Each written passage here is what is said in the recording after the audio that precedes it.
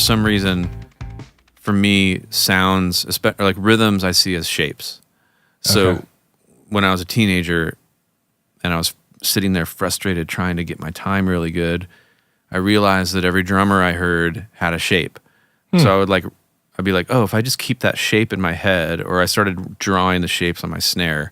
Whoa, if I keep that shape in my head and play that shape, then my time will be perfect. So what shape is Stuart Copeland, for example? He's like... Squiggly line goes all over the place? The shape tends to be... it's the way they feel the quarter note, or whatever gets the beat, you know, if it's a dotted quarter and 6/8. But so let's just say, keep it simple, like it's the quarter note is here, the next quarter note is here, and how they subdivide the quarter note, so usually between backbeat and non-backbeat, so 1 and 3. That makes the shape? That makes the shape.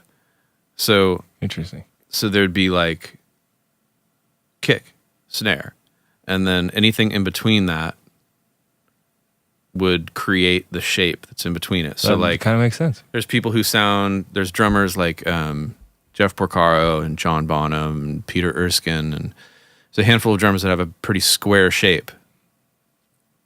So like, and then some drummers who have a shape that's kind of like a rhombus. And then there are drummers who have like a long, kind of oblong, rounded shape. And Stuart is in the triangle category. He has very like angular. So I started to think about like why is that phenomenon happening? So with Stuart Copeland, his shape is angular and sharp, and part of it has to do with sonically what's happening. He has sharp tones. Yeah. But also a leaning shape I would see as drummers who tended to push one of their hands. Like he leads with his right hand. So whenever he's playing a groove, it's like you can tell it's like what's holding the groove together is his right hand, and it's pushing. So he's got kind of rush it. He tends to rush, and he pushes his right hand. But the snare drum, by virtue of physical things, but also maybe where he feels it, his snare drum tends to be a little behind the other things, and his kick drum tends to be the thing that's the most rooted and kind of like there. So that makes him tilt? So it makes him tilt, but it's like a consistent tilting. There's like this tension in the beat. And then when that tension gets out of control, it'll rush. And then the drummers who feel like the most vertical and square are the ones who don't have tension inside their beat. It's just straighter and... Yeah, what I've noticed is it seems like they're feeling the pulse internally and then just playing to the pulse. And a lot of drummers that have that tilted feeling are like, this beat depends on me playing it. So it's like... like it's not there. It's like, here's the beat, and then my kick and snare are going to like lock into that thing. Whoa, that's killer. And what happens is those drummers, when they go to play a fill, a lot of times the groove will fall apart a little, but in a good way, because they've given up on that crutch. So it's like... and it kind of goes away. But then these drummers like Porcaro and Bonham, Steve Ferroni, Peter Erskine, they have, it sounds like floating on a cloud, yet it can be really intense. One of the analogies that I thought of was like, let's say you're driving in a car and there's a hole in the floor and you're driving in a very dangerous way, like over the dotted lines, whatever the dashes are. What are those things called? The lane dividers. Dashes. So let's say you're going like 20 miles an hour and you're just seeing like dash. Well, you're looking out the window. Okay. Dash. I like the hole in the floor thing. Dash. It kind of ruins the analogy. Okay. So you're looking out the window and the dashes are going by and you're going at consistent speed. So that's basically a visual click track. Okay. Dash, dash, dash. The drummers that are like, have an angular groove where there's tension in it.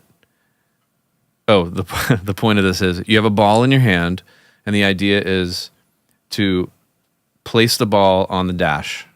Right. So you're right on the beat. So the drummers that have that tension in the groove and tend to be what I would see as tilted in this shape thing, it's like you would see the dash coming and throw the ball at it. Throw the ball.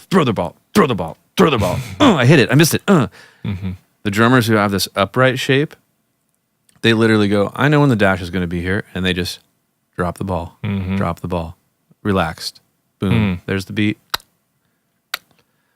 You see how you can aim at that dash, with a bunch of intensity and anticipation, or you can be like, I know when it's coming, and drop it. Yeah. And so those drummers tend to look relaxed. They tend to just like have a certain kind of. They even place themselves in gravity different. That's another thing I noticed more recently. You mean the posture-wise?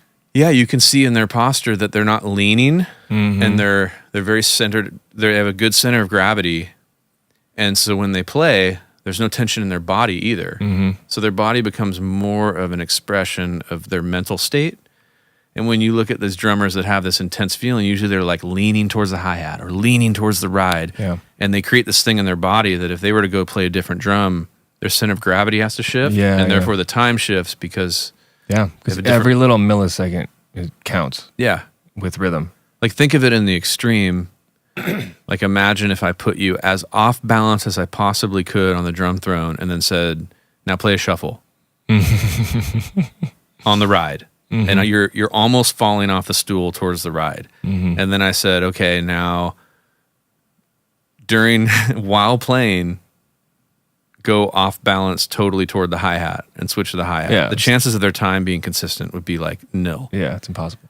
But if you're totally centered and you could choose ride or hi-hat with no change in your body gravity and your balance, the chances your time would stay solid is like way higher. Is this getting back to why you think everyone should play drums or learn how to play drums? Because well, seriously, like the same way that I get annoyed with musicians that don't want to learn how to sing, even though they could, is the same. Like everybody should learn rhythm. Every musician should learn. You don't have to sit down on a drum kit, but like you should learn this kind of minutia of rhythm because it translates to everything, to your guitar playing, if you're a guitar player, to what other instrument. But only drummers talk and think like this. Yeah. Well, I think there are two reasons why I would say that. One is because I kind of feel like the drums are the foundation and the vocal is the cherry on top. So if you understand what's at the bottom and what's at the top, then that sort of is like a cool, it's like you understand the frosting and you understand how to bake the cake or something. Yeah. And then also like, I think drums and I think vocals and drums both are like this, is that those are two instruments that I think you can manifest emotions physically to 100%, and that's a valid way of playing the instrument. So you can hit the drums as hard as you can, and it's valid. You can sing as hard as you can. You can scream, and that's a valid expression. Thing, yeah. But if you hit a guitar as hard as you can, you break it. Yeah, or you squash the sound of that instrument. Yeah, or in most cases, I mean, if you hit as hard as you could, unless you have crazy strings on that thing, you're gonna ruin. I mean, even a bass with big heavy strings, if you hit it too hard, it's not gonna be. It's just gonna. It doesn't sound good. So you have to restrain your emotion on most instruments and actually like that's true. Figure out like, oh, how am I going to get this emotion that's 1,000 miles wide, but restrain it enough so it's within the confines physically of that instrument. Like you're more powerful than the instrument. Right. I think vocally and drum wise, now it's not necessarily sustainable to hit as hard as you can or sing as hard as you can, but it is a valid expression. Yeah. So there's something about, I mean, there's nothing better than if you're feeling in some intense emotion and you can sit behind the drums. Oh yeah. You can literally beat the crap out of them and get that emotion out physically. And if you're feeling, that's why in some of my music I scream, like the ability to have that full blown thing. Yeah. And maybe when it like in guitar, it's like, oh, I can crank the amp to 10. Right. That's why and max out my ears. That's why guitar players tend to get so nerdy about gear, I think. It's true. Because a tube or a pedal or something that you could put in between you or something that helps make that sound. Yeah. That's what does that. It's not your hand hitting the guitar really hard. But it's different. That's awesome. But it also gives you the same feeling. Especially, dude, there's nothing like, this, playing with a rock band and standing in front of your amp, a big amp, and cranking it up. I mean, there's so much stuff happening. There's electricity. There's like air being pushed. And you actually feel it. And it's not you hitting your guitar harder. It's like, it's voltage. It's like this other thing that's like invisible. And that's what's giving this kind of emotion. Dude, I'm totally tripping out right now. Bro! I've just never... Get down to it! It's a cool connection of the thoughts because like... And it's interesting that it requires electricity. Oh, that is cool. Whereas the voice and drums, all you need is this object. Right, but I thought you were going to say like you. The electricity in your body. Everybody has electricity in your body. It's what makes that's your heart, a whole other level. I thought we were going there, bro. Let's go there. Take it down. But I think all the way.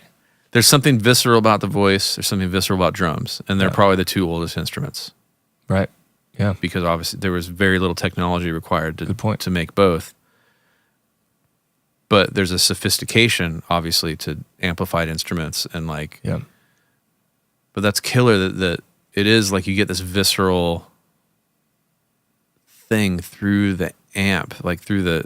Mm-hmm. But that's why people are so obsessed with guitar constrained. amps and gear and this and that and the tubes and that and the transformers and...